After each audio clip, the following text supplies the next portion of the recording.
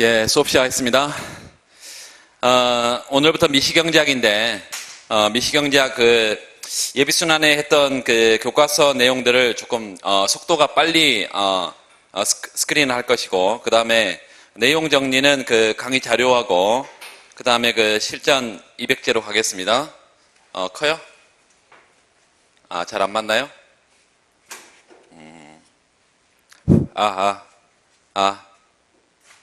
괜찮은 것 같은데? 예, 좀 부드러워진 것 같아요.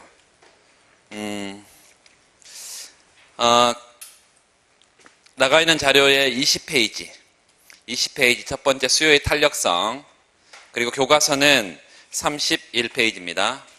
교과서 31페이지 펴고, 그 다음에 자료는 20페이지 펴보시면 수요의 탄력성에 관한 것인데요. 수요의 탄력성은 세 가지가 있습니다. 자료를 보시면서 하시면 되겠어요. 간단하게 내용 정리를 하고 그 다음에 문제도 풀고 이렇게 하겠습니다.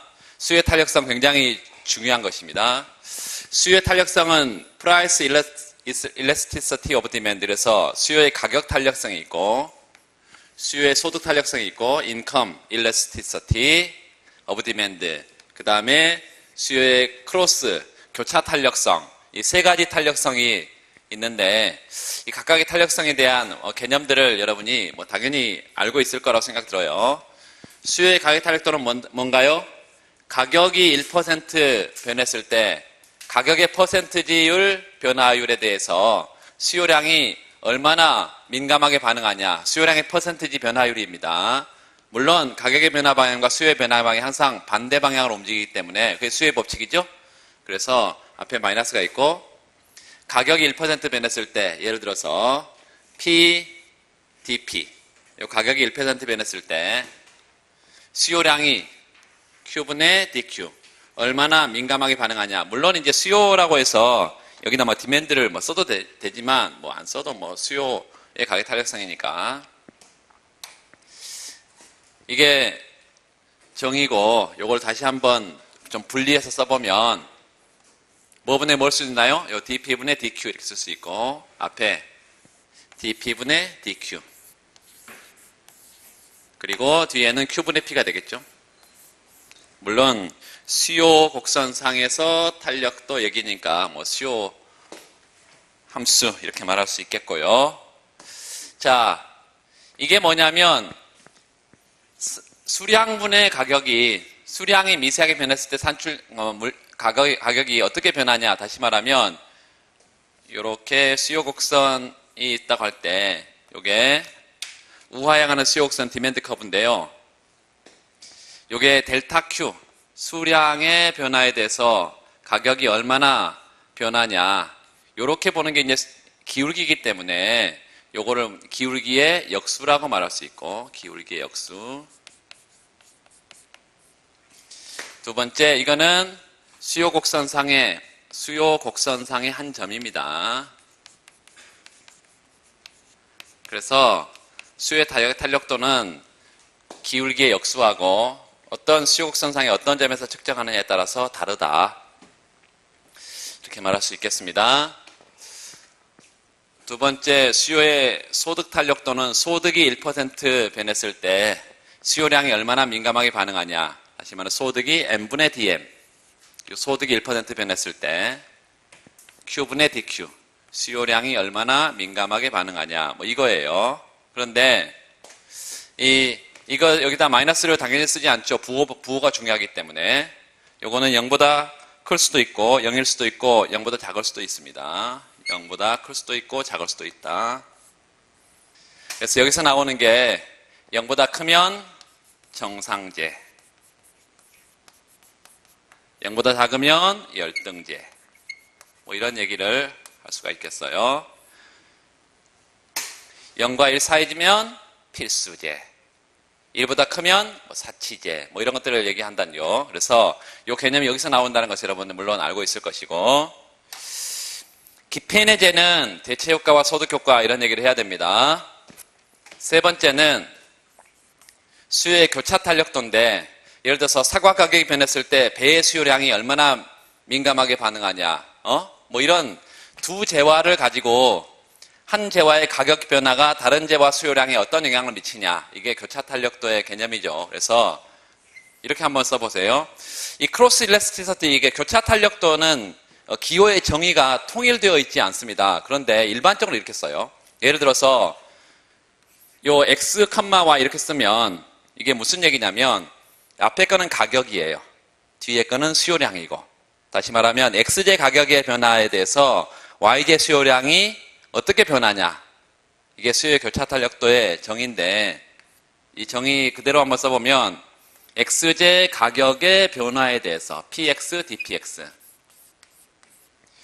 yj 수요량이 증가하냐 감소하냐, 아무런 변화가 없냐, 요게 0보다 크냐 0이냐 0보다 작냐, 뭐 이런 얘기를 할 수가 있어요. 그래서 xj 가격이 변해서 yj 수요량이 만약에 증가한다면 두 재화의 관계는, xj, yj 관계는 뭐 대체 관계에 있다. 변화가 없다. xj 가격이 아무리 변해도 yj 수요량에 영향을 못 준다. 독립관계에 있다. 또 반대다. xj 가격이 상승했는데 한번 생각해 보세요. xj 가격이 상승했으면 수요의 법칙이면 xj 수요량은 감소하겠죠. 그런데 반대로 yj 수요량이 감소해버리면 이것도 마찬가지 같은 방향으로 두 재화가 가는 거니까 보완관계라고 이렇게 말할 수 있고, 그래서 대체제, 보완제, 독립제는 어디서 나온 거다? 교차 탄력도에 관한 개념이다. 뭐 이거를 모르는 사람은 없을 거예요. 자, 이거와 관련해서 이제 조금 더 확장을 시켜볼 건데, 일단 교과서 빠른 속도로 31페이지 첫 번째 수요의 가격 탄력도 거기 2.3에다가 체크 하나 해두시고 넘어가시면 되겠습니다. 그 다음에 또 넘기고, 그 예외적인 경우 세 가지가 나와 있는데요. 그 33페이지의 그래프에다가 첫 번째는 가격이 아무리 변해도 수요량이 변하지 않는 수요 가격 탄력도가 0이죠. 이건 뭐가 0이기 때문에요? 앞에 뭐가 0이기 때문에 그래? 요게 0이니까 그렇잖아. 가격이 아무리 변해도 수요량이 변하지 않아. 요게 0이니까 뭐 당연히 탄력도는 0이지. 두 번째는 수평선의 형태니까요. 가격이 미세하게 변해도 수요량이 0에서 무한대 값으로 변하지. 그래서 수요 탄력도가 이건 무한대다. 그 다음에 이 직각삼곡선의 형태입니다. 예를 들어서 y equal x분의 1 이런 거야. 이런 것들. 이게 두 재화의 관계가 뭐 직각삼곡선의 형태인데, 이거보다 더 중요한 것은 거기에 평면을 지난번에 하나 해서 직선의 수요의 탄력성. 이 디맨드 커브가 우하향하는 직선이다. 프라이스 콘서트 평면에. 그러면 이거는 예를 들어서요, 수요 곡선이 P equal A-BQ 이런 형태라고 생각할 수 있겠고, 물론 A, B는 0보다 큰 상수값입니다.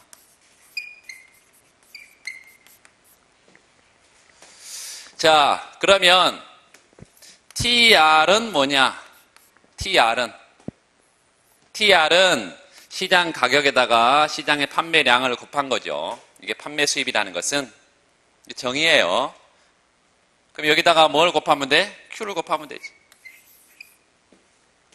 그래서 여기다가 Q를 곱하면 AQ-BQ의 제곱이 될 것이고, MR을 구하면 MR은 뭐예요? TR을 Q로 미분한 거죠. TR을 DTR, DQ. 그래서 TR을 Q로 미분하면, 요거 그대로 Q로 미분하면 뭐가 나와? A 지수가 앞으로 튀어나와서 마이너스 2BQ 이렇게 될 거기 때문에 수요 곡선이 A-BQ의 형태면 요 MR 커브는 A-2BQ가 돼서 절편은 갖고 기울기 2배인 MR이 도출된다는 것을 다 알 거예요. 이렇게 MR이 이렇게 생겼다. MR이. 자, 그리고 여러분 또 뭘 아냐면 로빈슨 아모르스 공식이라는 것을 여러분이 알고 있을 거예요. 로빈슨 아모르스 공식은 MR과 P와 수요의 가격 탄력도와의 관계인데, 결론이 이렇게 생겼죠? P 1 마이너스 수요의 가격 탄력도 분의 1. 이거 처음 본다 말이 안 되는 거고 당연히 봤을 거고요. 이거 뭐 도출하는 과정은 나중에 뒤에서 자세히 하겠습니다. MR은 뭐를 미분한 거다. TR을 뭐로 Q로 미분한 것이고 이걸 미분해서 쭉 찾아내면 돼요. 처음인데 해볼까? 그럼 끝이 없어. dP 곱하기 Q입니다. 이거 나중에 뒤에서 또 하게 될 것이고 요 P도 내가 산출량을 어디서 정하냐에 따라서 가격이 영향을 받아. 그러니까 P도 Q의 함수고 Q도 Q의 함수여서 곱의 미분이다. 앞에 거 미분하고 뒤에 거 곱해주고 플러스 뒤에 거 미분하고 앞에 거 곱해주고 이렇게 해서 나오는 게 뭐라는 거예요? 요거예요. 자, 중요한 것은 요 식에서 수요의 가격 탄력도하고 MR하고 P의 관계들을 우리가 알 수가 있는데 예를 들어서 뭐 이렇게 좀 MR부터 가볼까요? MR이 0이라면 요게 0이라면 가격은 0일 수가 없기 때문에 예외적인 경우 빼고는 수요 가격 탄력도가 1이어야 된다. 물론 역도 성립합니다. 수요 가격 탄력도가 1이라면 당연히 MR은 0이죠. MR이 0보다 크다고 하면 어때요? MR이 0보다 크다고 하면 요 가격은 0보다 큰 값이고 요 괄호 안의 값이 0보다 커야 되지. 그러니까 0보다 크려면 요 뒤에 값이 뭐가 돼야 돼요? 1보다 작아야 되지. 다시 말하면 수요 가격 탄력도가 1보다 커야 되지. 물론 역도 성립한다. 이렇게 세 번째 MR이 0보다 작다면 수요 가격 탄력도는 1보다 작을 겁니다. 이렇게 이런 MR과 수요 가격 탄력도의 관계들을 우리가 전에 다 했고 결론을 우리 이런 걸 정리를 했었어요. 그러면 MR이 0인 점은 2점이고요. MR이 0보다 큰 구간은 물론 얘고 MR이 0보다 작은 구간은 이 아래쪽이죠. 그래서 MR이 0일 때 수요의 가격 탄력도가 뭐라면 1이라면 여기가 1이 되고요. MR이 0보다 큰 구간 이에서는 수요 가격 탄력도가 어떻게 된다고? MR이 0보다 크면 수요 가격 탄력도가 1보다 크다 이거지. 그래서 이 구간에서는 1보다 큰 상태가 되고요. 그 다음에 이 아래쪽은 수요 가격 탄력도가 1보다 작은 이런 상태가 되겠다. 이 디맨드 커브 상에서 이 탄력도에 대한 얘기를 자 보세요. 결론은 어떤 결론을 내릴 수 있나요? 수요 곡선의 기울기의 역수하고 어떤 점에서 측정하느냐에 따라서 수요의 탄력도가 다른데 보니까 여기 보세요. 여기 탄력도가 1인 점 가격이 여기서 이제 예컨대 가격이 높아지면 높아질수록 수요 가격 탄력도가 더 커지는 것을 알 수 있고 가격이 떨어지면 수요 가격 탄력도가 점점 작아지는 걸 알 수 있어요. 뭘 보면 알 수 있다? 요 P 보니까요. 수요 곡선의 기울기의 역수가 일정하다면 기울기도 일정한 거지. 이게 일정하다면 요게 일정하게 유지됐다면 어떤 의미라고요? 얘가 높으면 높을수록 탄력도가 더 커지다는 얘기예요. 가격이 높으면 높을수록 탄력도가 더 커지는 것을 알 수가 있다. 우리가 기울기가 일정하다면 이거를 조금 있다가 이제 문제를 보면서 이게 어떻게 적용되는지 확인을 할 거예요. 그래서 첫 번째 문제를 좀 보기 전에 먼저 35페이지에 소득 탄력도 2.4 체크하시고 다 읽어보세요. 정상제, 열등제 있고요. 그 아래 사치제, 필수제가 있습니다. 교차 탄력도에도 체크를 2.5 체크하시고 X제 가격 변화에 대해서 Y제 수요량이 어떤 방향으로 변하냐, 증가하냐, 감소하냐, 변화가 없냐. 거기 2.5 밑에 세 번째 줄을 보면 만약 X, Y제가 서로 대체될 수 있다면 양의 값을, 대체성이 클수록 큰 값을, 보완관계에 있다면 교차 탄력성 마이너스 값을, 그리고 교차 탄력성이 0에 가깝다면 두 상품에 대한 수요는 서로 독립적이라고 말할 수 있다.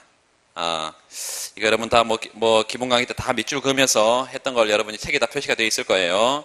오늘 자세하게 지금 할 이유가 없고, 이거와 관련해서 수요의 탄력도와 관련해서 이제 문제를 한두 문제 좀 보고 가겠습니다. 그때 보는 게 한꺼번에 보는 것보다 나을 것 같아요. 좀 여러분 펴고 갖고 이게 좀 불편하기는 하겠지만, 자, 1번 문제를 실전 200제 1번 문제. 완전히 닫아버리지 말고 여기 공간이 넓으니까요, 여러분. 그 옆에 펴놓으세요, 책을. 금방 뭐 다시 왔다 갔다 할 거예요.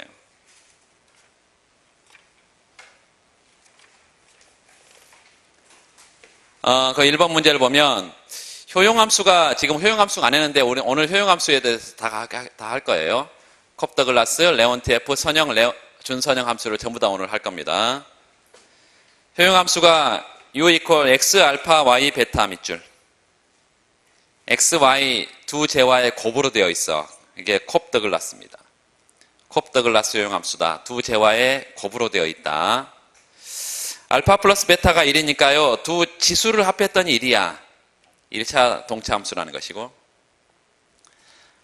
상품의 가격이 각각 px, py고 소득이 m일 경우에 수요함수는 이게 이제 사실은 여러분 보통 수요를 다 구해야 됩니다. 다 구할 수 있어야 되고 나중에 다 확인해 볼 거예요. 콥더글라스 효용함수에서. 근데 px의 알파 m, py의 베타 m 이렇게 거기 보통 수요라고 적어두고 보통 수요. 보통 수요는 효용 극대화의 해입니다. 보통 수요는 효용 극대화의 해라고. 그래서 나중에 효용함수 할 때 다 일일이 다 구할 거예요. 근데 줘버렸어. 그게 관심이 있지 않으니까. 뭐에 관심이 있으니까? 탄력도에 관심이 있으니까. X제 수요의 가격 탄력성을 구해라 밑줄. 그리고 X제 가격이 변할 때 가격 소비 곡선의 형태는 어떠냐? 이게 지금 콥더글라스에서 X제 수요의 가격 탄력성 구해라. 두 번째는 X제 수요의 밑줄 교차 탄력성 구해라. 세 번째 X제 수요의 소득 탄력성 구해라. 세 가지 탄력성을 지금 구하라고 하고 있습니다. 그래서 그거 해보겠습니다. 자, 문제를 보면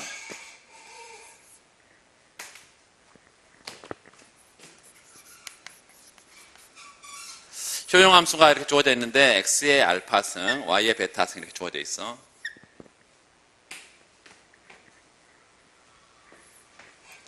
이거로부터 지금 보통 수요를 원래는 다 뭐 찾아야 됩니다. 그런데 보통 수요를 줘버렸어. X제의 보통 수요 효용 극대화의 해를 이 px분의 알파 m 여기 y 스타는 px분의 py분의 베타 m 이렇게 주어져 있나요?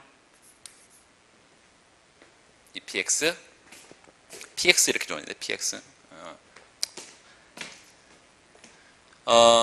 px분의 알파 m, py 베타 m 이렇게 좀. 잠깐만요. 알파 베타에 따라 다르겠지만 원래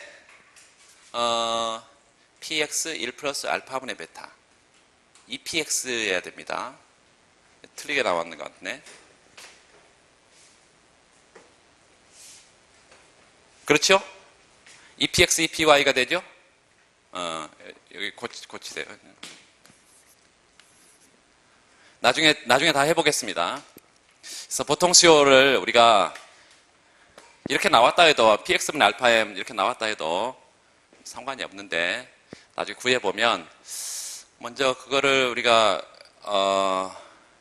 조금 이따 해보고요. 수요의 가격 탄력도 입실론 px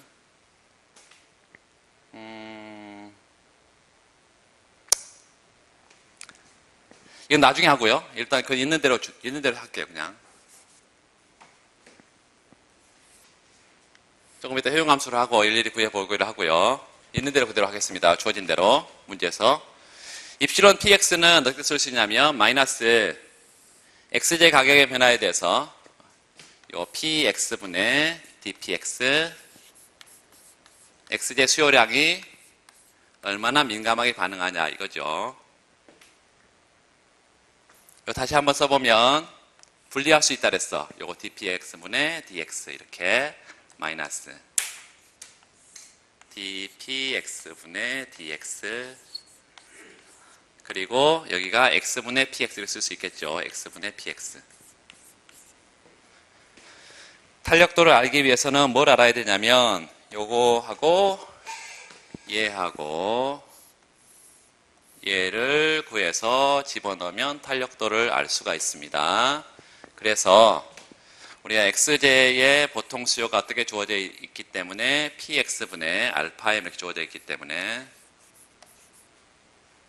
px의 알파 m 요걸 가지고 뭘 구하면 dpx 분의 dx를 구하면 x를 px로 미분한다는 얘기죠. 다시 한번 쓰면 어떻게 쓸 수 있어요? 한 번만 쓸게요. 그냥 해도 되겠지만 알파 m px에 여기 마이너스 1승 이렇게 쓸 수 있습니다. x를 이렇게 쓸 수가 있어. px분의 1이니까 요거 미분하면 어떻게 되냐면 마이너스 앞으로 나가고 알파 m에 px에 마이너스 2승 이렇게 되겠죠. 그리고 x는 뭐니까? 요거니까 그대로 x는 알파 m px에 마이너스 1승 이렇게 되겠죠. 그래서 결론적으로는 요거는 어떻게 쓸 수 있냐면 요게 마이너스 알파 m의 px에 마이너스 2승 이렇게 쓸 수 있고 요거하고 그 다음에 분모는 여기 알파 m의 px에 마이너스 1승 그리고 분자는 뭐예요? px 이렇게 돼서 보니까 전부 다 소거가 됩니다. 이렇게 2니까 px에서 1로 이렇게. 자, 수요의 탄력도는 물론 여기 이제 앞에 마이너스 여기가 있어서 여기가 마이너스 앞에 하나 더 있어서 요거 다 마이너스가 있어서 마이너스에서 플러스가 돼서 수요의 탄력도는 1이다. 이렇게 구하면 되겠어요. 첫 번째는 수요의 가격 탄력성을 이렇게 구하고 두 번째 수요의 소득 탄력도도 마찬가지입니다. 입실론 mx 소득 탄력도는 소득이 1% 변했을 때 m분의 dm 그리고 x제 수요량이 얼마나 민감하게 반응하냐. 여기도 마찬가지예요. 마찬가지 dm분의 dx를 구하고 dm분의 dx x제 수요 함수를 뭘로 미분한 거예요? 소득으로 미분하고 그 다음에 뭘 곱해? x분의 m을 곱해.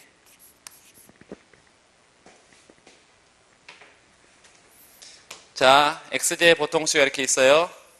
뭘로 미분하면? m으로 미분하면 px분의 알파가 됩니다. 그래서 요거 바로 여기가 px분의 알파가 되고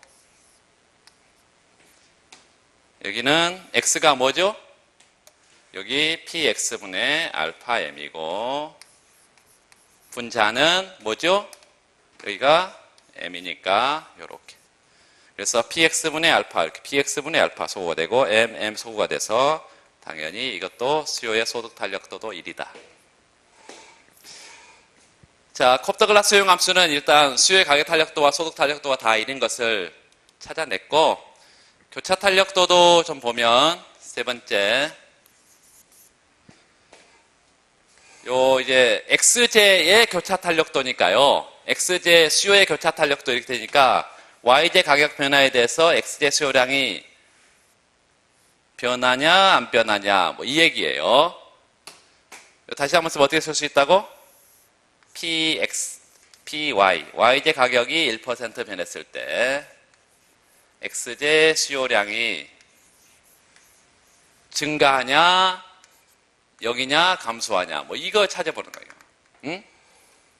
똑같아요. 앞에 거 요거 그대로 우리가 한 번 더 쓰고 dp y분의 dx 그리고 여기는 뭐예요? x분의 py가 되겠지.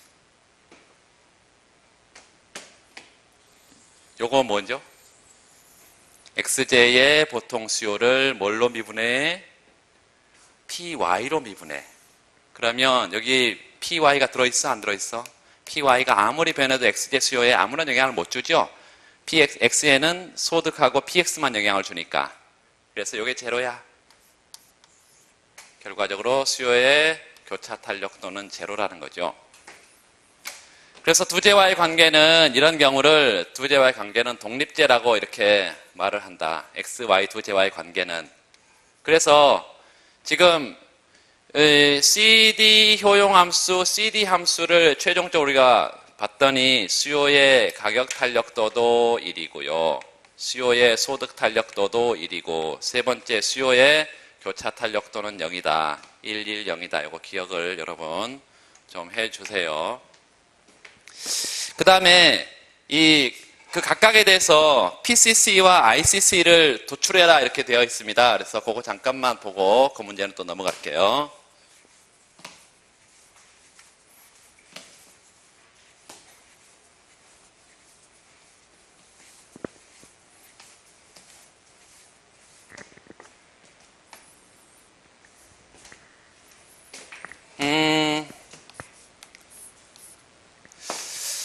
콥더글라스 함수에서 PCC, Price Consumption Curve, 뭐예요? 정의가 가격 변화 시 나타나는 Consumption Curve, 소비 선택점의 궤적. 뭐가 일정할 때? 소득 M이 일정할 때, 명목 소득이 일정하게 유지된다는 전제하에서. 뭐 변화 시? 가격 P 변화 시 나타나는 소비 선택점, Consumption Curve니까 소비 선택점의 궤적. 요게 Price Consumption Curve다. 자, 그래프를 한 개를 그려보면 X, Y 두 제와 평면에 예를 들어서요, X제 가격이 떨어지는 경우를 예로 한번 들어보자. 그러면 처음에 예산서는 좀 가파르게 하나 표시를 하고요. 이게 뭐예요? 절편값은 PY분의 M이지. 이건 뭐죠? PX분의 M이지. 그래서 최초의 예산서는 L0의 최초의 예산선이다. 선택점에 한 점 있다 합시다. 이런 점이 초의 선택점이고 무차별선이 예산선이 접할 때까지 바깥쪽으로 밀어낸 게 가장 효용이 커지고 그때 효용 수준은 I0 효용 수준을 누리고 XJ의 수요량은 X0만큼 YJ의 수요량은 Y0만큼 최초의 소비를 하고 있다고 하자. 가격 소비 곡선이니까 가격의 변화에 따라서 소비 선택이 어떻게 나타나냐 그것만 우리가 보면 되겠죠. 자, 이런 형태로 이렇게 XJ 가격이 떨어지는 경우 L1 또 떨어지면 L2 이렇게 예산선이 바깥쪽으로 뭘 중심으로 이게 뭐니까 PY분의 M이니까 종축 절편을 중심으로 바깥쪽으로 확장 이동하겠죠. 기울기가 점점 작아지면서 이렇게 확장 이동할 거 아니에요. 그럼 선택점을 어디다 찍어야 되냐 이게 문제지 지금.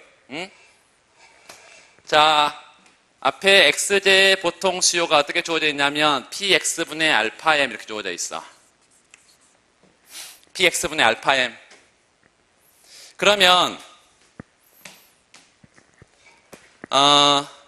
우리가 지금 이걸 가지고 어떤 얘기를 여러 가지 얘기를 할 수 있으면 사실은 여기도 이제 X제 가격이 올라갈 때 X제 수요량은 떨어지는 수요의 법칙도 얘기할 수 있고 가격 탄력도도 얘기할 수 있고 소득 탄력도도 얘기할 수 있고 다 얘기할 수가 있는데 중요한 것은 이걸 가지고 PXX 이렇게 X제 가격을 요 대각선으로 보내면 X제 지출액을 찾을 수 있어요. 지출액. X제의 지출액. 이거 어떻게 되냐면 알파 M이야. 알파 M. 응? 그 말은 우리가 예산서는 여러분 이렇게 생긴 걸 알죠? X제 지출액에다가 Y제 지출액 합한 것이 소득을 넘지 못한다. 자신의 소득을 가지고 X, Y 두 제와에 지출했을 때 항상 이게 같아지도록 지출을 하는 거죠. 이렇게 지출해야 안 해요. 예산 집합 내에서 지출해야 안 해. 안 하죠. 왜 안 해? 요거는 물론 부등호는 없습니다. 왜냐하면 소비자는 많이 소비하면 소비할수록 좋은 이 다다익선, 다시 말하면 공리로 표현하면 단조성, 이 단조성의 공리를 소비자의 기본 공리로 우리가 가정하기 때문에 the more the better. 그래서 예산선상에서 소비를 하지 예산집합 내에서 소비를 하지 않아요. 이게 예산선인데 자 보세요. PXX라는 X제의 지출액이 항상 요 알파 M으로 일정해. 요 알파 M으로 항상 일정해. 그러면 X제 가격이 지금 여기처럼 하락하든 상승하든 이게 여기서는 어땠어요? 여기 하락한다 그랬는데 하락하든 상승하든 요 X제 수요량이 늘어서 여기 항상 일정해. PY 변해요? 안 변해요? 안 변했어. 소득도 변해? 안 변해? 안 변했어. 그렇다면 X제 가격이 아무리 변해도 Y제 수요량이 변해야 돼? 안 변해야 돼? 안 변해야 되지. 요 부등호가 이퀄이 돼야 되니까. 그래서 A점의 수평의 점선상의 Y제 수요량이 전혀 변하지 않는 이런 선상의 선택점이어야 된다 이 말이에요. 이렇게 무차입선이 이렇게 바깥으로 나갈 거고 이렇게 바깥으로 나간다. 그래서 이런 점, 이런 점, 이런 점 가격 변화 시 나타나는 소비 선택점을 쭉 연결했더니 이렇게 뭐가 프라이스 컨섬션 커브가 도출이 된다. 언제? PX가 하락하는 경우에. 만약에 PX가 상승하는 경우는 여기 안쪽으로 들어올 거고요.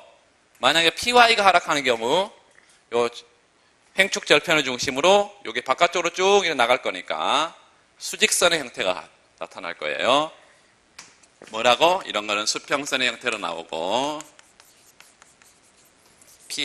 PY가 예를 들어 하락하든 상승하든 PY가 변하게 되면 최초의 선택점으로부터 수직선의 형태로 PCC가 형태가 도출이 됩니다.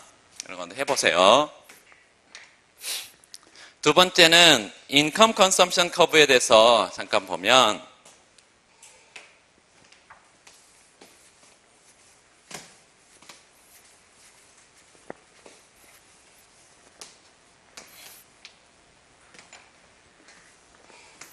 첫 번째 ICC, 인컴 컨섬션 커브. 인컴 컨섬션 커브는 정의가 뭐예요? 요건 프라이스 가격 변화 시 소비 선택점의 궤적은 가격이 아니고 소득이 주어져 있는 상태에서, 다시 말하면 가격이 변할 때는 소득이 주어져 있고, 여기는 마찬가지예요. 소득 소비 곡선, 소득 확장선 이런데 얘는 소득 변화 시 나타나는 소비 선택점이니까 뭐가 주어져 있어? 요 가격이 주어져 있습니다. PY분의 PX. 요게 일정하게 유지된다는 조건 하에서, 이런 전제 하에서 뭐 변화 시? M 변화 시 나타나는 소비 선택점, 요 소비 선택점의 궤적이다. 요게 뭐예요? 인컴 컨섬션 커브다. 이 인컴 컨섬션 커브는 자 보세요. XY 두 제와 평면에 나중에 이제 콥더글라스 효용함수하고 레온트F 준선형 뭐 이런 함수들을 하면 조금 더 이제 정확하게 얘기를 할 수는 있겠지만, 그때 여기 했으니까 뭐 이거 그대로 넘어가 버려도 되겠습니다. 최초의 예산선이 이렇게 있고요. 이거 뭐지? PY분의 알파M. 이거 뭐죠? PX분의 알파M. 이렇게 될 거고, PYM. 죄송합니다. PXM. 이렇게 될 거고, 기울기는 뭐죠? 마이너스 PY분의 PX인데, 요 예산선, 주어진 예산선 하에서 무차합선을 가장 바깥쪽으로 밀어낸 상태, 여기가 최초의 소비 선택점이라 합시다. A점이야. A점에서는 X제 소비량이 각각 X0, Y제 소비량이 Y0만큼 소비를 하고, 효용은 가장 극대화된 효용, I0 효용을 누린다고 이렇게 합시다. 자, 여기서 소득이, 예를 들어서 소득 M이 뭐 증가한다고 했을 때, 명목 소득이 이렇게 증가한다고 할 때, 요 절편값이 어떻게 돼요? 바깥으로 나가겠죠. 이 절편값이 어떻게 돼? m이 증가하니까 바깥으로 나가겠죠. 그런데 평행하게 바깥으로 나가죠. 평행하게. 그래서 평행하게 예산선이 바깥으로 이렇게 나갈 때 소비 선택점이 어디서 결정되냐? 지금 이거 묻고 있어, 지금. 이렇게 평행하게 나가면.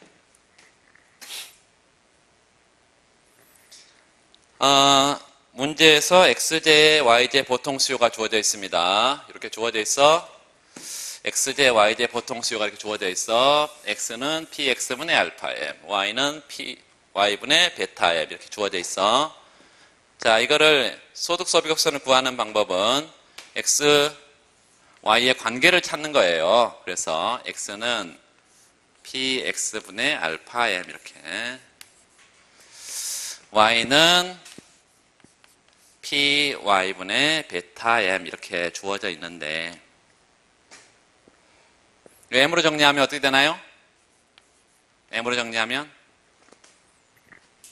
알파분의 pxx, 그쵸?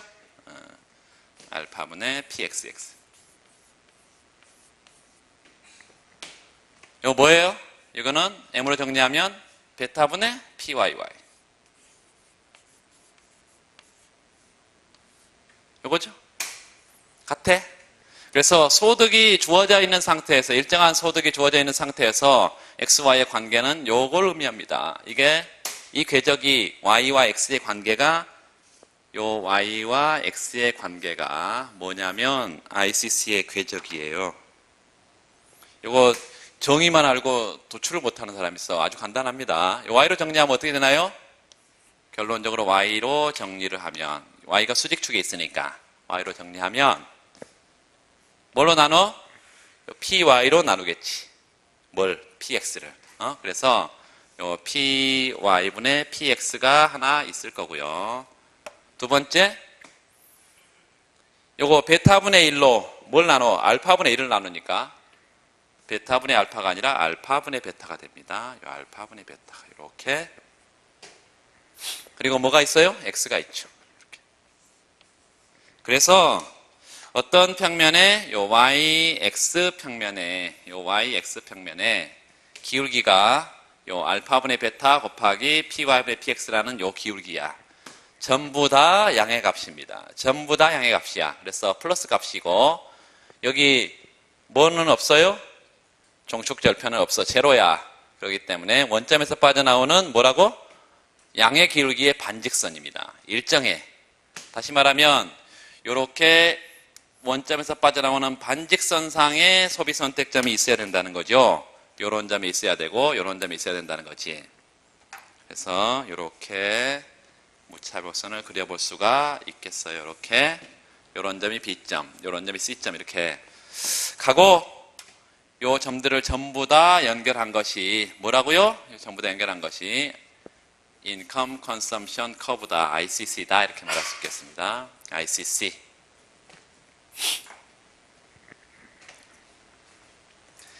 그 문제가 1번 문제인데 굉장히 유용한 문제입니다. 거기 1번에다 별표를 하나 해두고, 물론 우리 수업 시간 다른 것들은 여러분 집에 가서 다 복습해 봐야 돼요. 안 다룬 문제도 다 보고, 여기 있는 건 다 봐버리겠다, 예, 이런 목표를 세우고. 자, 두 번째는 탄력도에 관한 얘기를 했고요. 그 다음에 교과서 몇 군데 또 스크린을 빠른 속도로 또 하고, 또 관련 문제를 또 풀어보고 이렇게 하겠습니다. 시장 공급이 나와 있고요. 그 39페이지 보면, 39페이지 교과서 옆에 두라 했어요. 옆에 교과서를 닫아버리지 말고 옆에 두어. 예. 왔다 갔다 하는 게 정신이 없어요? 괜찮죠? 39페이지 보면 직선인 공급 곡선이 있어. 그 직선인 공급 곡선이 있는데요. 그 공급의 탄력도, 수요의 탄력도는 잘 아는데 또 공급의 탄력도를 모르는 사람이 있어요. 자, 공급의 탄력도. 요게 2번이니까 3번 이렇게 하겠습니다.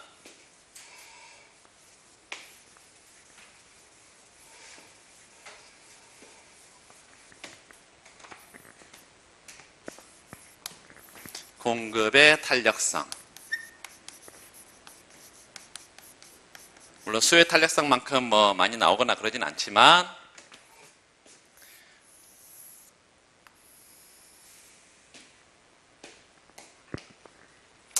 그 공급의 탄력소가 지금 제가 그래프를 선을 몇 개를 그려놔서 원래는 어디가 있나요? 아, 지금 종축절편을 자른 형태로 되어 있죠.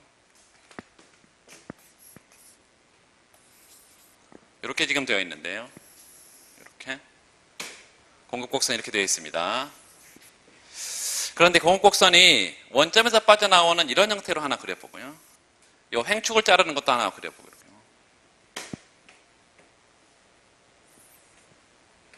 이게 다 공급곡선인데요. 탄력도가 각각 어떻게 되냐 이 말이지. S0, S1, 뭐 S2 이렇게 구분해 볼까요? 이게 탄력도가 어떻게 되냐? 공급의 탄력도는 마찬가지예요. 공급의 탄력, 가격 탄력도는 가격이 1% 변했을 때, 요 P분의 DP, 가격이 1% 변했을 때, 공급량이 얼마나 민감하게 반응을 하냐. 그래서 서플라이 공급 함수인데요. 이게 얼마나 민감하게 반응을 하냐. 뭐 이겁니다. 다시 한번 써보면, dP분의 dQ 곱하기 Q분의 P 이렇게 쓸 수 있겠죠? 물론 이건 공급량입니다. 뭐 이거 뭐 안 써도 상관없어. 자, 그런데 요거는 물론 공급곡선의 기울기의 역수를 의미하고요. 공급곡선의 기울기의 역수를 의미하고 두 번째는 공급곡선상의 한 점을 의미한다. 이게 공급곡선상의 한 점을 의미한다. 자, 그런데 이게 지금 이렇게 곱으로 되어 있단 말이죠. 이렇게 곱으로 되어 있는데 조금만 한 번만 변형을 좀 해보겠습니다. 이거를 역수를 취해서 한번 나눠보자. Q분의 P를 앞에다 쓰고요. 요걸 쓰고 요거에 역수를 취해서 앞에 있는 걸 역수를 취해서 나누면 곱하는 거 똑같죠? 그래서 이거를 역수를 취해서 나눠봐. dQ분의 dP 이렇게. 그럼 똑같은 거예요, 위하고. 자, 이거가 뭐냐면 참고로요, 이거 뭐냐면 이렇게 나온 형태로 우리가 한번 보면 이런 한 점에서 우리가 측정을 해보면 요거 분의 요거니까 뭐죠? 요거 분의 요거니까 뭐예요? 원점 기울기다. 요거와 요 점을 연결한 원점의 기울기란 말이죠. 다시 말하면 이건 평균치를 의미합니다. 평균을.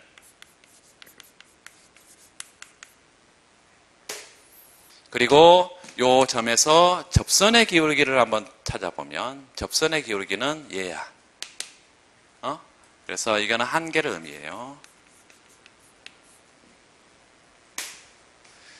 왜 원점에서 빠져나오는 이 곡선을 그렸냐면 여기서 원점에서 이 점을 연결한 평균치하고 다시 말하면 원점 기울기하고 여기서의 접선의 기울기하고 똑같아. 요 평균 가격하고 한계 가격이 어때요? 같아요. 1이야. 그러니까 분모 분자가 같으니까.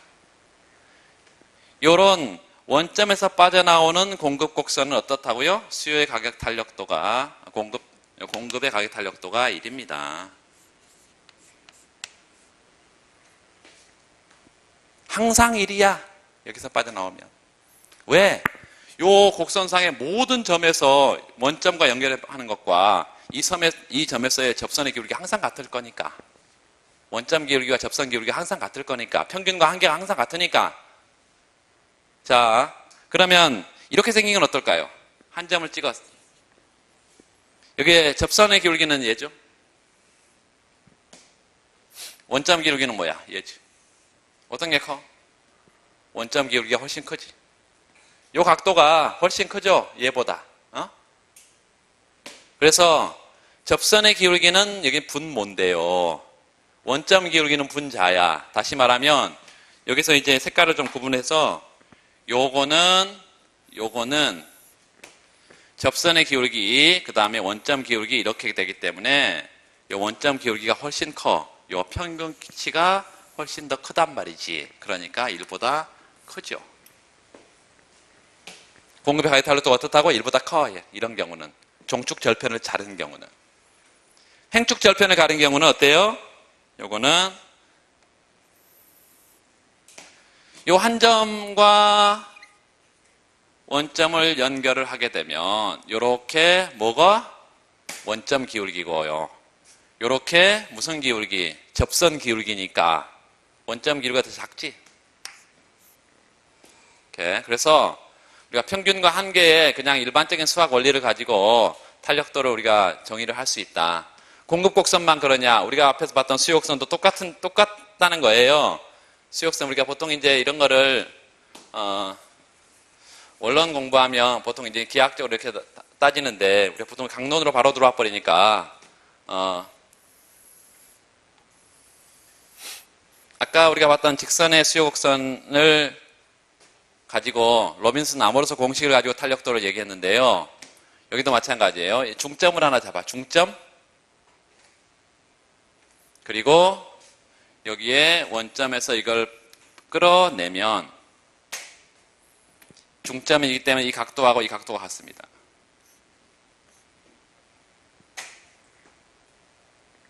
자, 그렇다면 수요의 가격 탄력도라는 것은 또 이렇게 생겼단 말이죠. 수요의 가격 탄력도는 가격이 1% 변했을 때 수요량이 얼마나 민감하게 반응하냐 이건데 dP분의 dQ 그리고 Q분의 P 이런 건데 요거를 뭐해서 역수를 취해서 나눠줘도 똑같다. 그러면 마이너스 Q분의 P가 요렇게 dQ분의 dP로 나눠줘도 똑같다. 그리고 위에 거는 뭐고요? 이거는 평균이고 무슨 기울기? 원점 기울기. 요 한계다. 이거는 무슨 기울기? 모든 미분은 접선의 기울기를 찾는다고 여러분 다 아시죠? 한계, 접선 기울기다. 따라서 여기서 원점에서 빠져나오는 이 중점을 연결한 거예요. 요 수요곡선의 중점을 연결한 것은 이게 평균과 한계가 여기서 지금 이렇게 접선의 기울기를 그릴 수가 있겠습니다. 접선을. 그리고 원점 기울기는 얘야. 지금 이렇게. 요 기울기가 같아. 기하학적으로 같아요. 이렇게.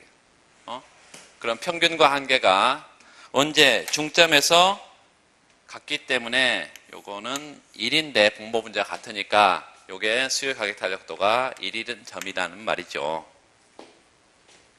그럼 만약에 이런 점이 아니라 예컨대 이런 점을 우리가 측정하기 위해서는 접선은 똑같이 항상 똑같아 기울기가. 그런데 원점 기울기가 달라지죠. 이렇게 원점 기울기가 더 어때졌어요? 커졌지요. 커졌어. 그렇다면 원점 기울기는 평균이라 그랬어요? 한계라 그랬어요?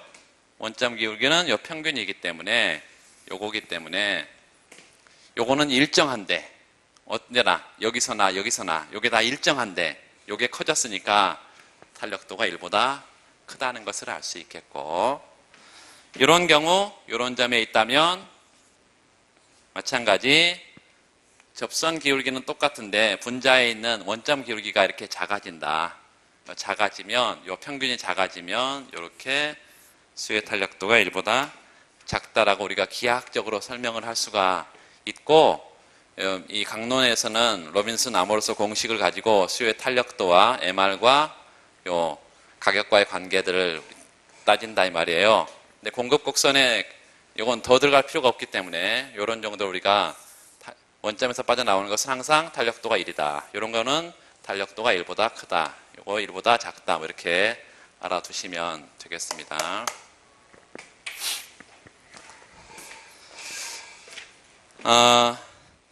교차 탄력도 이런 것들도 다 한번 봤고 두 번째 넘어가서 어디를 보시냐면 56페이지 교과서 56페이지 조세 부과의 효과가 있고 그 다음에 57페이지 가격 상한제 그 다음에 가격 하한제 이렇게 있는데요. 조세 부과 효과가 중요한데 일단 하나만 체크를 하고 가겠습니다. 어디를 보시냐면 강의 자료에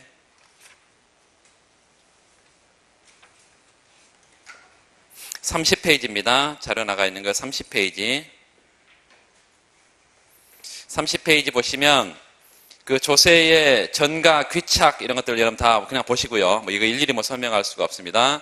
그 조세 부과 효과의 가격 효과 동그라미, 두 번째 수량 효과 동그라미, 그리고 후생 효과 넘어가요. 조세 부과의 후생 효과 다음 페이지.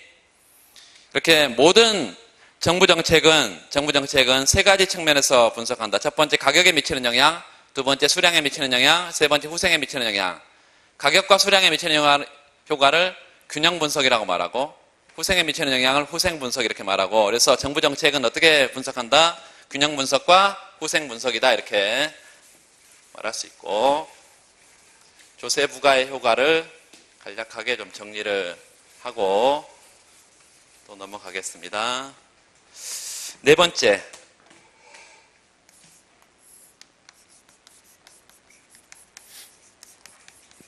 조세는 가격의 일정 비율로 부과하는 걸 뭐라 그래요? 종가세. 수량의 한 단위당 세금을 붙이는 것을 종량세 이렇게. 그리고 조세는 소비자에게 붙일 수도 있고 생산자에게도 조세를 붙일 수가 있습니다. 소비자에게도 생산자에게, 판매자에게 조세를 붙일 수 있는데 누구에게 조세를 붙이냐는 법으로 정해져 있어. 그게 법적 부담 주체가 정해져 있어. 그렇지만 실질적으로 조세를 붙였을 때 상당 부분이 다른 경제 주체에게 이제 이전이 됩니다. 그걸 조세 부담의 전가라고 말하고 그 조세 부담의 전가가 완전히 완료됐어. 그래서 누구에게 이제 조세 부담이 지워지냐, 실질적으로 지워지냐 그런 것을 조세 부담의 귀착이라고 이렇게 부릅니다. 소비자에게 부과하는 경우, 생산자에게 부과하는 경우 여러 가지가 있지만 일단은 생산자에게 조세를 붙였을 때 한번 보고 소비자는 그냥 말로만 보겠습니다. 디맨드 커버가 이렇게 있고 서플라이 커버가 이렇게 있다. 이 디맨드 커브는 소비자가 각각의 무슨 수준에서? 각각의 무슨 수준? 소비량 수준에서, 각각의 소비량 수준에서 소비자가 지불하고자 하는 최대 지불 의사 스케줄이에요. 최대 지불 의사 스케줄. willingness to pay. 최대 지불 의사 스케줄. 그러면 왜 그만큼 지불하려고 하냐? 수요곡선 높인 만큼. 그만큼 편익을 누리니까. 그래서 한계 편익곡선이다 이 말이죠. 공급곡선은 생산자가 각각의 무슨 수준에서 생산 공급량 수준에서 최소한 받고자 하는 최소 수치 의사 스케줄이에요. minimum willingness to accept. 최소 수치 의사. 왜 그만큼 받고자 해? 그만큼 비용이 드니까. 물건 한 단위 만들 때 그만큼 비용이 드니까. 자, 이게 이제 소비자 잉여를 판단하거나 조세 부과나 굉장히 이게 이 개념이 중요한데 이게 뭐라고요? 최대 지불 의사 스케줄. 이게 뭐요? 최소 수치 의사 스케줄. 이게 맞아떨어지면 시장 균형입니다. P 스타, Q 스타. 그런데 이거 이제 변할 거니까 이거 P0 이렇게 하겠습니다. Q0 이렇게. 최초의 균형점을 예컨대 뭐 A점 뭐 E0, E1, E2 뭐 이렇게 가도 되겠지만 그냥 A점 하겠습니다. 이 상태에서 조세 부과 이전의 가격은 P0, 조세 부과 이전의 생산 소비량은 Q0. 이 상태에서 정부가 생산자에게 조세를 붙인다. 먼저 첫 번째, 생산자에게, 판매자에게 조세를 부과하게 되면 생산자의 공급의 스케줄이라는 게 바뀌는데요. 이 수준에서 최소 수치 의사를 보이고 있던 생산자들이 이제 정부에게 뭘 내야 되니까? 세금을 내야 되니까 최소 수치 의사가 더 높아진다. 왜? 일부는 세금 내야 되니까. 그래서 조세 부과 이후에는 요 텍스 부과 이후에는 공급 곡선이 좌상방으로 갑니다. 그래서 시장 균형점은 이렇게 B점으로 가고요. 요 B점에서 가격이 시장 가격이 누가 직면하는 가격인가요? 바이어들이 직면하는 가격이다. PB, 바이어. 요 구매자 가격. 조세 부과 이후의 구매자 가격, PB. 그리고 조세만큼 이 조정된 요 가격이요. 요 가격, 누가 직면해? 생산자가 직면하는 가격입니다. PS, 셀러의 가격이다. 그래서 조세를 부과하면 첫 번째 가격에 여기는요, 생산자, 판매자 가격인데요. 판매자 가격인데, 조세를 붙이면 첫 번째 프라이스 이펙트가 가격 효과가 어떻게 나타난다고? 구매자 가격은 상승, 판매자 가격은 하락. 요게 첫 번째 가격 효과다. 가격 효과는 이렇게 나타난다. 조세 부과 이전에 비해서 구매자 가격 상승, 판매자 가격 하락. 요 전체가 텍스 조세의 크기다. 두 번째, 조세를 부과하게 되면 거래 규모가 물론 줍니다. 이렇게. 이게 수량, 퀀터티, 수량 효과.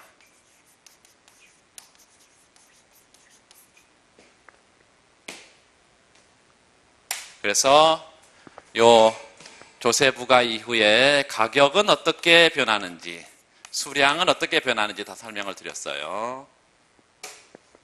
세 번째, 후생에 미치는 효과, 후생 변화 효과. 후생은, 자, 보세요. 요 영역을 이제 조금, 소비자 잉여는 여러분 다 알듯이 소비자의 최대 지불 의사 스케줄, 이게 최대 지불 의사 금액이 원래 예였죠. 그런데 실제 지불 금액은 요만큼이니까 조세 부과 이전에는 요 전체가 소비자 잉여에 해당했어요. 그리고 생산자의 뭐죠? 요 최소 수치 의사 스케줄, 이걸 넘어서는 실제 수치 가격, 요게 전체가 뭐였죠? 생산자의 수치, 실제 수치 금액인데 최소 수치 의사 금액을 넘어서는 부분, 요게 생산자 잉여였죠. 그래서 위쪽은 CS고 아래쪽은 PS인데 어떻게 바뀌었냐면 요게 요렇게 바뀌었다.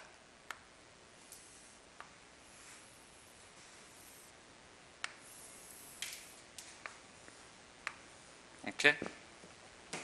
다시 말하면 소비자 균형점은 어디에서, 여기서 여기로 가면서 소비자 잉여는 요만큼 줄어버렸고요. 요만큼으로 줄어버렸고, 생산자 잉여는 요 크기에서요, 요렇게 생산자 균형점이 여기서 여기로 가면서 요 크기로 줄어버렸. 그리고 요 면적은 물론 정부가 가져가는 세금의 크기죠. 소비자 잉여 CS, 생산자 잉여 PS, 정부의 조세 수입 다 합쳐도 원래 소비자 생산자 잉여 합친 거의 일부가 날아가고 있는데요. 이 부분이 뭐다? dead weight loss, 사중 손실이라는 것이고, dead weight loss, 이 사중 손실을 조세의 경우는 excess burden, 초과 부담이라고 부른다. 이 초과 부담 개념을 잘 알아둬야지 나중에 일반 규정 분석에서 여러분 다 찾을 수 있습니다. 조세 부과 효과, 조세 리베이트, 이걸 다 일반 규정 분석에서 할 거란 말이죠. XY 평면에. 그래서 초과 부담이라는 건 뭐죠? 초과 부담 뭐예요? 조세 납부액을 초과하는 부담분이다. 조세 납부액을 초과하는 부담분. 누가 조세 내? 생산자와 소비자가 조세를 납부할 텐데 이 조세 납부액을 초과하는 부담분. 왜? 원래 소비자 잉여 감소분은 요 크기인데 그 중에 조세 납부한 건 이것밖에 안 돼. 그래서 소비자가 조세 납부액을 초과하는 후생 손실이 있고, 요만큼, 생산자는 요만큼의 생산자 잉여가 감소하는데 실제 조세 납부액은 이것밖에 안 되기 때문에 이 조세 납부액을 초과하는 부담분이 생산자의 요 후생 감소분으로 있다. 따라서 요 두 개를 합한 것이 추가 부담이다. excess burden. excess burden은 소비자 생산자의 후생 감소분인데 조세 납부액을 초과하는 후생 감소분이다. 다 개념 정의를 좀 정확하게 해두세요. 자, 뭐 이게 소비자에게 부과해도 뭐 차이가 전혀 없어.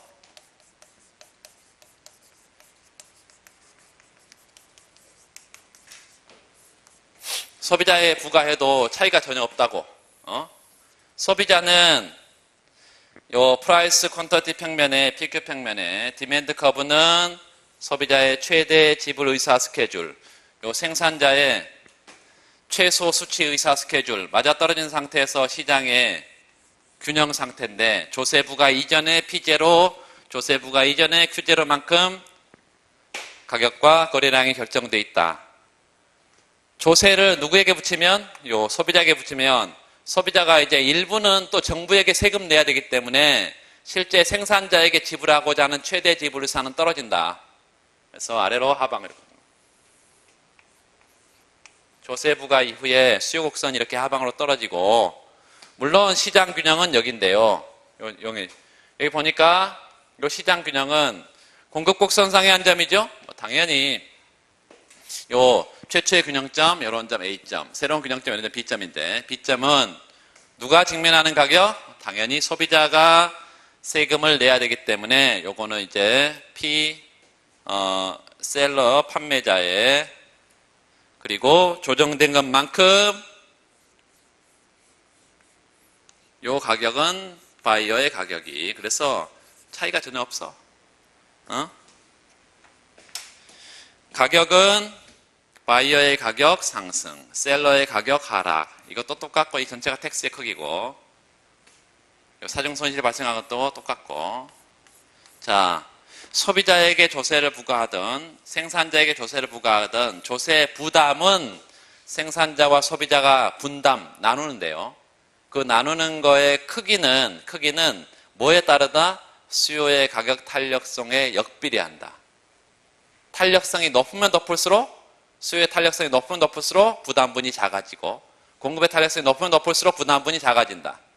그래서 자기 탄력성의 역비례, 반비례해서 이것을 이제 조세부가의 역탄력성 규칙이라고 이렇게 부르는데요. 조세부담분이 항상 자신의 탄력성에 반비례해서 부담이 주어진다. 만약에 수요 곡선이 완전 탄력적이라면 소비자는 전혀 부담하지 않고요. 공급 곡선이 완전 탄력적이라면 공급자는 전혀 부담하지 않습니다. 나중에 문제를 일반 균형 분석에 기출이 있기 때문에 최근 기출도 있으니까 풀어보겠습니다. 하여튼 이런 기본 개념을 여러분 좀 알아두시고 자 넘어가시면 되겠어요.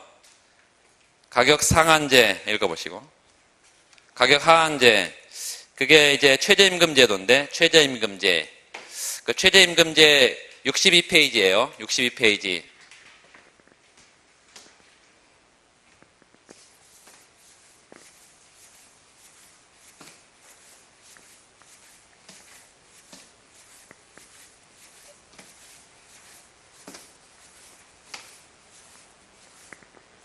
요것만 하고 좀 쉬겠습니다.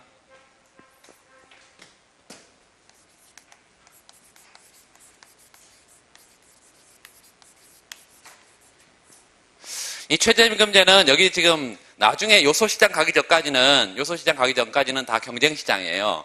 그래서 기본적으로 이 경쟁시장에서의 최저임금제 효과하고 나중에 뒤에 가면 수요 독점의 최저임금제를 봅니다. 물론 이게 뭐 처음 공부하는 게 아니기 때문에 두 시장을 당연히 같이 한꺼번에 여러분이 정리를 해야 돼. 같이 봐야 돼요. 이 경쟁시장에서 최저임금제는 물론 프라이스 퀀터티 평면인데 여기서 노동시장에서 프라이스는 뭐예요? 임금이죠. 그리고 고용량 WL 평면에 레이버 디맨드 곡선이 우하향하고요. 우리가 지금 이미 거시경제학 다 갔다 왔기 때문에 뭐 이런 게 기본이죠. 이렇게 공급 곡선이 있고 레이버 디맨드, 레이버 서플라이. 디맨드와 서플라이가 맞아떨어지면 시장의 수요 공급이 맞아떨어진 상태에서의 임금 수준이죠. 이걸 거시에서 뭐라 그랬어? 시장에 불균형이 없는 시장 청산 실질 임금이라 그랬죠. 시장 청산 실질 임금. 이건 이제 여기서는 이제 명목 임금이라고 우리가 보고 가겠습니다. 최저임금은 월 얼마, 월 300만 원, 월 200만 원 이렇게 명목임금을 정하기 때문에 그냥 이거 명목임금 갈게요. 대문자는 뭐 명목이고 소문자는 실질이고 이렇게 뭐 보통 가는데요. 명목 쓰면 되겠습니다. 대문자 소문자가 중요한 게 아니고 자, 이 시장의 불균형이 청산되는 임금 수준이에요. 여기가 시장 균형 임금이라고 말할 수 있어요. 이거보다 최저임금은 항상 더 높은 수준에서 정해져야 의미가 있다. 예를 들어서 W 물결 수준. 최저임금은 항상 시장 청산 실질임금보다 높은 수준에서 정해져야, 물론 더 낮게 정하면 어디가 되겠어요? 올라가 버리겠지, 당연히. 최저임금이라는 게 가격의 바닥을 까는 거죠, 바닥을. 그 말은 바닥을 뚫고 들어갈 수는 없어. 그 위는 얼마든지 줄 수 있다는 얘기예요. 가격 상한제는 뭐예요? 천정을 설정한 거잖아. 천정을 뚫고 들어갈 수는 없잖아. 그래서 천정보다 아래는 얼마든지 줄 수 있어요. 자, 이만큼 최저임금을 정하면 잘 들으세요. 수요자는, 기업은 임금 수준이 너무 높기 때문에 고용 규모가 이렇게 줍니다. 고용하고자 하는 수요가 이만큼 줄어. 그런데 임금이 높기 때문에 공급자는 어때요? 이만큼 많이 공급하려고 할 거 아니에요? 노동자는. 그래서 시장에 균형 상태의 임금보다 높은 임금을 최저임금으로 정하게 되면, 먼저 우리가 생각해 볼 것은, 당연히 가격을 높게 정했으니까 가격 효과가, 이 높은 임금 수준이 높아진다는 게 첫 번째겠죠. 프라이스 이펙트. 두 번째, 최초의 W0, L0의 고용량 수준에서 요 L 물결 수준의 이 고용량으로 노동 고용이 줍니다. 이렇게 줄어요. 거시에서 최저임금을 정해놨다는 것은 그 임금 수준의 아래로 못 떨어지기 때문에, 아래로 법으로 못 떨어지게 만들어놨기 때문에 이 수준에서 임금을 고정시켜 놓은 거나 마찬가지예요. 그러면 거시에서 뭐라 했어요? 임금 경직성 모형에서 누가 전적으로 고용을 정한다? 노동 수요자가. 임금 경직성 모형에서는 노동 수요자가 전적으로 고용을 정한다 그랬잖아요. 그래서 이게 고용량이 되고 나머지는 남아돈다 이것입니다.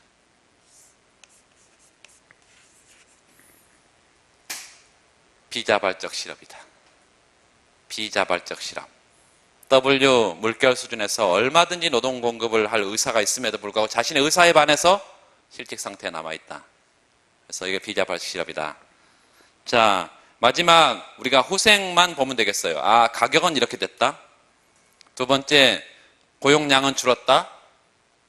비자발적 실업이 발생한다. 이게 다 수량 측면이고, 후생 부분은 처음에 어떻게 생겼어요? 요게 누구의 잉여인가요? 최저임금을 시행하기 전에 누구의 잉여야? 기업의 잉여. 노동 수요자의 잉여죠. 요건 누구의 잉여예요? 노동 공급자의 잉여죠. 요 크기가 노동 공급자의 잉여분이야. 그래서 수요자의 잉여는 이만큼, 공급자의 잉여는 이만큼. 그래서 사회적 잉여가 요거 두 개의 합으로 이렇게 처음에 구성되어 있었단 말이죠. 최저임금을 시행하기 전에는. 그런데 어떻게 바뀌었어 지금? 수요 곡선상의 이 점에서 이 점으로 갔고요. 공급 곡선의 이 점에서 이 점으로 왔죠. 근데 중요한 것은 소비자 잉여, 다시 말하면 기업의 잉여는 이만큼으로 줄었고요. 얘가 임금은 이 임금을 받기 때문에 이 전체가 총 임금의 총액이 될 거고, 최소한 받고자 하는 걸 빼버렸더니 누구의 잉여입니까? 요 위쪽이 노동자의 잉여죠. 이 노동자의 잉여는 잘 들으세요. 원래는 요 크기였는데 요렇게 크기가 지금 잉여가 바뀌었죠. 그래서 뭐는 마이너스가 되고 얘는 마이너스가 되고요. 얘는 플러스가 됐죠, 지금. 다시 한번, 얘는 플러스가 되고요. 얘는 플러스, 얘는 마이너스가 됐다고 지금. 누가? 노동자가. 그래서 최저임금제를, 첫 번째 최저임금을 항상 여러분 분석을 할 때 시행하기 전에 어땠는지 설명을 하고, 최저임금을 시행한 후에 왜 시행하는지 목적도 밝혀주고, 최저임금을 시행하는 목적이 뭐예요? 노동자의 생계비 보장이죠. 너무 낮은 임금이다 이게 시장에 내버려두면. 그래서 최저임금제, 예를 들어 최저임금의 6천 뭐 6,500원 이런 거 설정한다고 하면 최소한 그거는 줘야 된다 시급. 이거 최저임금 이제 매년 시행을 정하잖아요. 그래서 요 시장에 놔두면 너무 낮은 임금이기 때문에 이 근로자의 생계비를 보장하지 못한다. 다시 말하면 목적이 근로자의 생계비 보장이죠. 그 말은 최저임금을 시행한 이후에 이 목적의 취지에 맞으려면 노동자의 임금 수준이 올라가야 되죠. 근데 임금 총액이 올라가야 된단 말이죠. 근데 임금 총액이 어떻게 됐어? 원래의 요 임금 총액이 요 사각형의 면적인데요. 요 사각형의 면적으로 바뀌었는데 요 부분은 플러스가 됐고 요 부분은 마이너스가 돼서 임금 총액이 증가한다 감소한다 알 수가 없어. 두 번째 후생 수준도 요 부분은 플러스가 됐지만 이게 마이너스가 돼버렸기 때문에 후생 수준이 증가한다 감소한다 말할 수가 없어. 그러니까 이 최저 생계비를 정하는 목적 취지에 부합하는 결과가 나오지 않고 있다는 것이에요. 그리고 실업자도 생기고 이런 형태의 부작용이 많은데 결국은 미시경제학에서는 항상 후생평가를 가지고 합니다. 여기 보면 최초의 수준보다 요만큼 사중손실이 생겨요. 아래쪽은 노동 공급자가, 위쪽은 노동 수요자가. 그래서 이게 사중손실이야. 결국은 최저임금제 경쟁시장에서는 목적을 달성하지도 하는 것도 불분명할 뿐만 아니라 이런 후생상의 손실 부분들이 생기기 때문에 정부의 시장 개입은 바람직하다, 바람직하지 못하다, 바람직하지 못하다라는 결론을 일단 내릴 수가 있고 목적 자체의 달성 여부가 불분명하기 때문에. 그런데 수요 독점 시장에서는 그렇지가 않다는 것입니다. 수요 독점 여러분 다 처음 하는 게 아니기 때문에 좀 보시면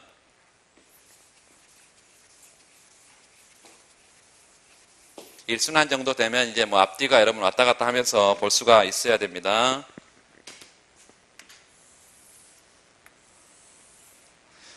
WL 평면에 먼저 수요 곡선, 노동시장의 수요 곡선은 레이버 디맨드는 이렇게 써져 있는 거 여러분 기억날 거예요. MRPL. MRPL이 뭐냐면 MR 곱하기 MPL이에요. 그리고 경쟁시장이라면 P 곱하기 MPL이야 저게. 우리가 기업의 이윤 극대화에서 어떤 얘기를 하냐면 이윤 극대화를 달성하는 노동 고용량을 정했을 때 지난번에도 계속 했지만 P 곱하기 MPL equal W 이게 달성된 상태에서 노동의 최저 고용이 이루어진다 그랬잖아요. 이게 최저 고용식이야. 그런데 만약에 경쟁시장이라면 요 P하고 뭐가 같아? MR이 같아. 그래서 이걸 MR 곱하기 MPL 이렇게 쓸 수가 있어. 요렇게. 그리고 그 MR 곱하기 MPL을 MRPL이라고 써.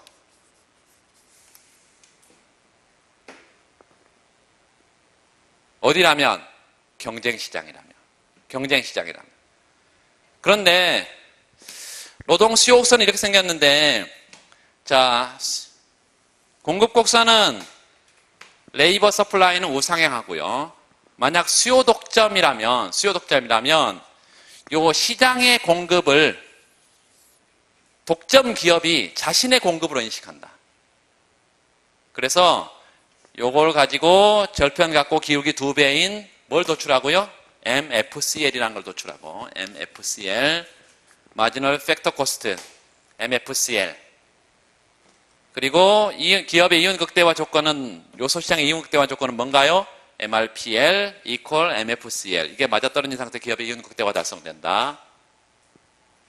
다 기억이 안 나도 나중에 다 할 겁니다. MRPL equal MFCL이야. 이게 기업의 이윤 극대화 조건이에요. 어디에서? 노동시장에서.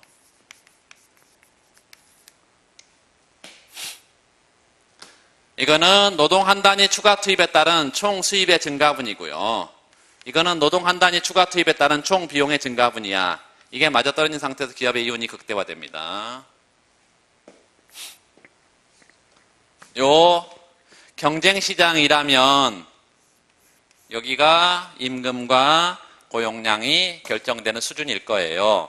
그런데 수요 독점 시장이기 때문에 요 MRPL과 MFCL이 맞아떨어진 상태에서 최적의 고용 규모가 정해지고요. L스타의 고용 규모가 정해지고, 임금은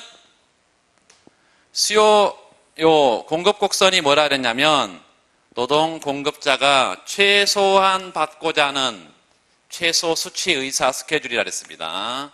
최소한 받고자 하는 최소 수치 의사다.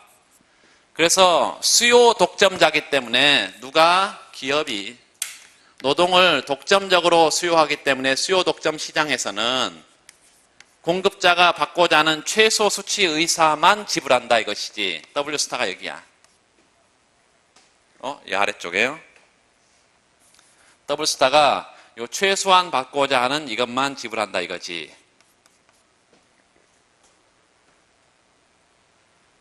따라서 요 최적의 고용량 수준에서 노동 한 단위가 어디에 기여하는 부분? 요 노동 한 단위가 어디에 기여하는 부분? 요 MRPL은 뭐라고요? 노동 한 단위가 총 수입에 기여하는 부분은 요 높이인데, 임금은 이거밖에 안 주고 착취를 한다. 얼마만큼 착취를 해? 요만큼 착취를 한다. 이게 그래서 수요 독점자의 착취라 그랬어요. 착취. 수요 독점자의 착취. 자기가 독점력을 갖고 있음으로써 근로자를 착취한단 말이죠. 이게 수요 독점적 착취야. 이 부분이. 그런데 여기서 최저임금제를 시행을 하게 되면 어디다 최저임금을 시행하느냐에 따라서 약간씩 효과는 달라지지만, 경쟁시장에 여기에 최저임금을 시행을 한다고 하면, W 물결 수준, 여기다 최저임금을 시행한다고 하면, 이제 공급은 최소 수치 의사 스케줄인데, 요 전체가 의미가 있는 게 아니라, 요 임금 수준을 보다 낮은 최소 수치 의사 스케줄은 아무런 의미가 없어져 버린다. 왜? 법으로 이만큼 받도록 해놨는데 뭐하러 그 아래쪽에 받으려고 의도하겠어요. 그래서 공급 곡선 자체가 이렇게 바뀌어버립니다. 공급 곡선이 이렇게 바뀐다. 요렇게. 그러면 MFCL 곡선은 우상향하는 요 노동 공급에 대해서는 우상향하는 MFCL 이렇게 도출이 되겠지만, 요 수평의 임금 수준, 이 임금 수준에서는 MFCL은 뭐예요? 노동 한 단위 추가 고용했을 때 총 비용의 증가분이란 말이죠. 노동 한 단위 추가 고용했을 때 총 비용의 증가분. 이거 뭐 완벽하게 내가 몰라도 저런 게 있었지라고 생각하시면 되겠습니다. 나 다 합니다, 나중에. 그래서 노동 한 단위 추가 투입했을 때 총 비용의 증가분인데, 여기서는 임금이 이렇게 고정돼 버렸기 때문에 노동 추가로 고용하면 얼마만큼만 비용이 들어? 임금밖에 비용이 안 들죠. 임금 수준이 다 비용이죠. 그러니까 요 MFCL이 노동 공급이 수평이면 MFCL도 수평입니다. 노동 공급이 우상향하면 MFCL이 우상향해. 그래서 요 MFCL하고 뭐가 맞아떨어지면 이렇게 MRPL이 맞아떨어진 상태에서 최적의 고용이 여기서 결정된다. 이게 경쟁시장의 고용 수준이에요. 우리가 뭐만 확인해 볼까요? 임금 올라가는구나. 가격 효과. 임금 상승, 요 가격 효과. 두 번째, 수량.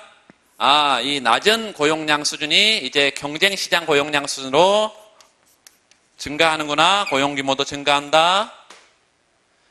그리고 마지막, 아까 수요 독점적 착취라는 게 있었는데, 그 수요 독점적 착취가 노동 고용량 수준에서 임금 수준하고 뭐하고 비교했어요? 노동 고용량 수준에서 노동 한 단위가 생산에 기여한 부분이라고 두 가지를 비교했었는데, 여기서는 착취가 있었지만 이제 여기 가면 노동 한 단위가 생산에 기여한 부분은 MRPL 높이고 임금도 이 높이니까 수요 독점적 착취가 완전히 제거가 됩니다. 수요 독점 착취가 완전히 제거가 된다. 따라서 임금도 높죠. 더 많은 고용이 가능하죠. 그리고 수요 독점적 착취도 완전히 제거가 되죠. 그리고 균형이 여기가 되니까요. 여기에 노동 수요자, 여기에 노동 공급자, 잉여도 가장 극대화됩니다. 경쟁 시장이니까. 완전 경쟁 시장이 가장 어떤 상태에 효율적인 자원 배분 상태로 간다. 그러니까 수요 독점 시장에서 최저임금제 효과는 굉장히 긍정적인 측면이 많죠. 그래서 두 가지를 비교하면서 보통 이렇게 많이 문제를 물으니까 뭐 실제 문제에서는 사실 이런 분석은 뭐 기본으로 해야 되고 이 수요 공급 곡선은 다 줍니다. 그러면 이제 간단한 계산을 추가하면 돼요. 좀 쉬고 10분 쉬고 그 다음에 계속하겠습니다.